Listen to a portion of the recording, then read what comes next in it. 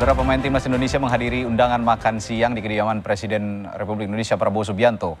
Pemain timnas tampak merayakan kemenangan atas Tiongkok dengan berjoget bersama.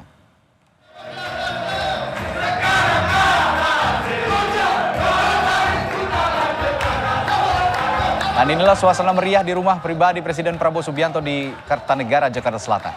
Para pemain timnas tampak bernyanyi sambil berjoget bersama.